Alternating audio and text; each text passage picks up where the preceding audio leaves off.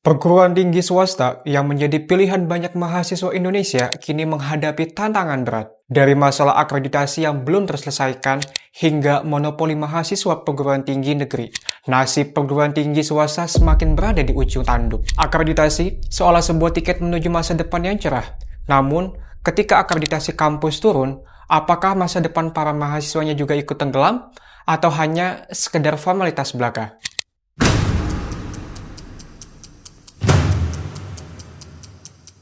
Akreditasi adalah ukuran kualitas pendidikan tinggi, namun bagi perguruan tinggi swasta, turunnya akreditasi bisa menjadi mimpi buruk.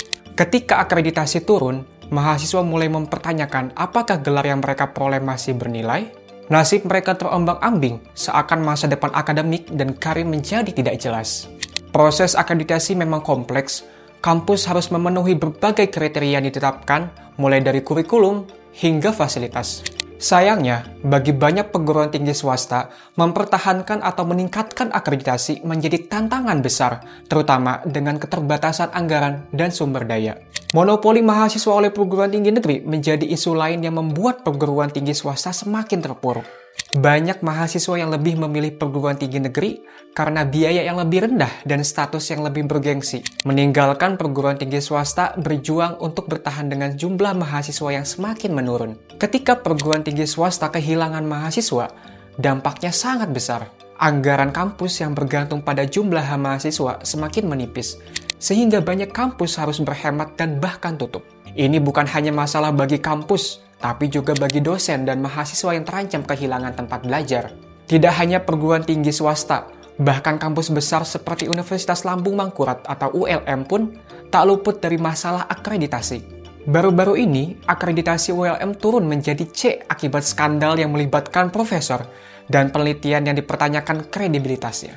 Ini menjadi peringatan bahwa masalah akreditasi bisa menimpa siapa saja, tak peduli besar atau kecilnya kampus. Mahasiswa ULM kini berada dalam situasi sulit. Penurunan akreditasi ini tak hanya mempengaruhi reputasi kampus, tetapi juga berdampak langsung pada masa depan akademik dan karir mereka. Ketika akreditasi turun, mahasiswa yang lulus dari kampus tersebut hanya menghadapi tantangan di dunia kerja. Gelar mereka bisa dianggap kurang bernilai, dan kini bisa menghambat karir mereka di masa depan.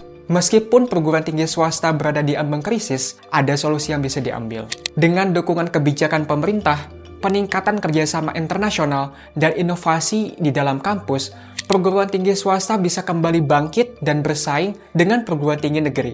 Dari kasus ULM, kita belajar bahwa akreditasi bukan hanya formalitas. Kualitas penelitian, etika akademik, dan integritas dosen menjadi faktor penting dalam menjaga reputasi dan akreditasi kampus. Ini juga menjadi peringatan bagi perguruan tinggi swasta untuk terus meningkatkan kualitas dan transparansi.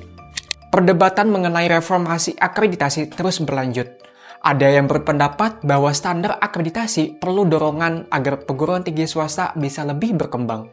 Sementara yang lain menekankan pentingnya menjaga standar agar kualitas pendidikan tetap terjamin. Mahasiswa perguruan tinggi swasta tidak hanya menghadapi tantangan di bangku perkuliahan, tapi juga ketidakpastian setelah lulus. Akreditasi yang turun membuat mereka menghadapi tantangan tidak hanya dari kompetisi yang ketat, tetapi juga dari stigma bahwa gelar mereka kurang dihargai. Meski tantangan besar menghadang, perguruan tinggi swasta masih memiliki harapan. Dengan reformasi kebijakan, dukungan pemerintah, dan kolaborasi internasional, perguruan tinggi swasta bisa meningkatkan kualitas mereka dan memberikan masa depan yang lebih cerah bagi mahasiswa.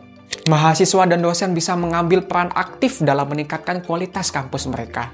Berpartisipasi dalam kegiatan akademik, mengembangkan penelitian, dan membangun kerjasama dengan industri bisa menjadi langkah awal untuk memperbaiki citra dan akreditasi kampus.